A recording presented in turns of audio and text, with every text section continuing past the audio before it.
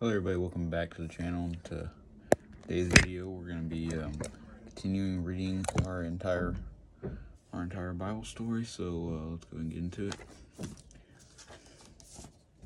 Let's see here. We're reading on a search for a king. Okay, so the story that we're starting on, this is based on 1 Samuel 8 through 10.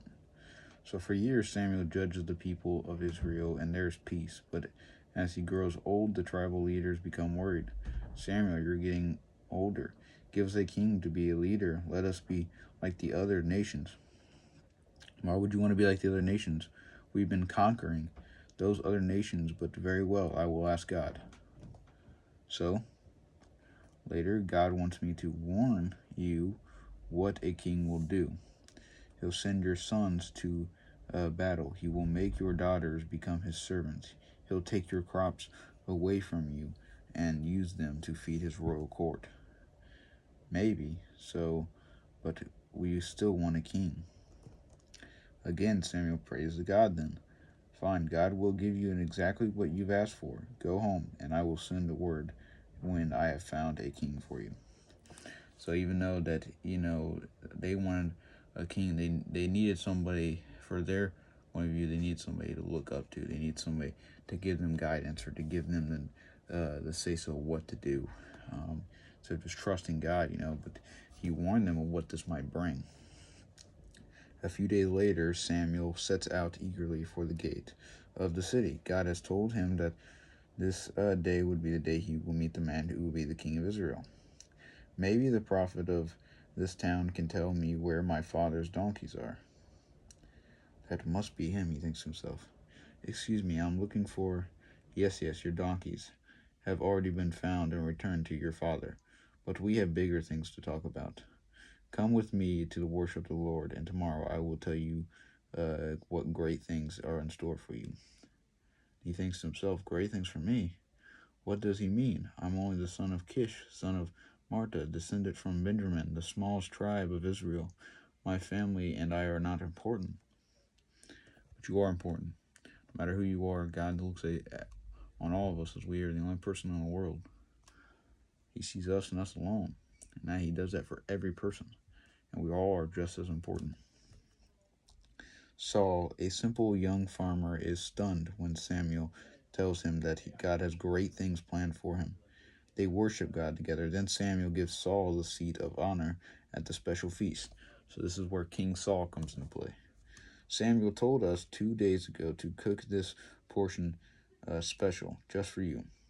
He thinks himself, how did he even know I was coming? Samuel doesn't explain anything to the guests at the feast, but early the next morning, he leaves the city of Saul leaves the city with Saul and his servant. Send your servant on ahead, Saul. I have a message for you from God. The Lord has anointed, so he anoints Saul. The Lord has anointed you to rule over his people. Call on the Lord, and he will be with you. And these things will be the signs, so you know I speak the truth. On your way home, someone will confirm that your donkeys have been found. As you approach the gates of Gibeah, you will meet a procession of prophets playing musical instruments and speaking in tongues. You will prophesy just like them.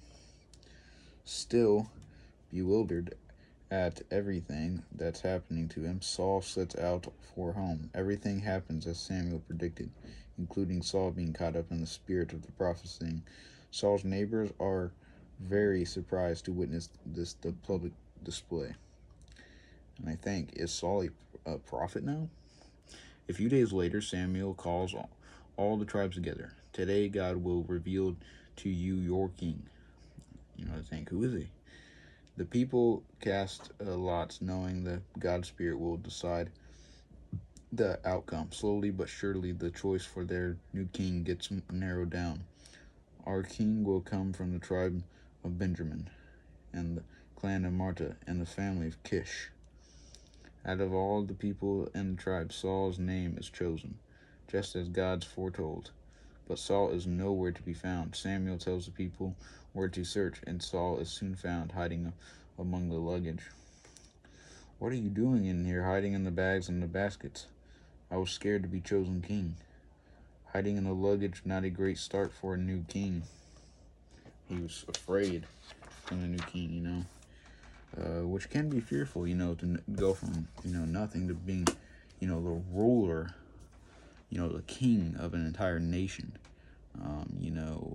all of Israel. I mean, that would be quite the task. But again, this is where that verse comes into play. I can do all things through Christ who strengthens me. As long as Saul believes that and has faith in that, nothing would be impossible, and he could be a good king. But we will see, this is the people's chosen king. I'm not saying Saul wasn't a good man, especially at first, but his ways change, and he becomes, a very different man, as we'll see later on, and eventually, we'll get, Israel will get, the true king, the chosen one, the king chose by God himself, the one, that was chosen by God, that God had prepared for him, and that would be David. King David would be the, one of the greatest kings of all of Israel, and he would be one of the most recognizable. People still know him to this day.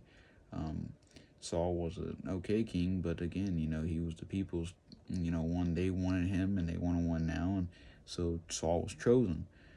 But David was chosen by God in due time, and he actually had the faith in God like no other, which we'll see later on.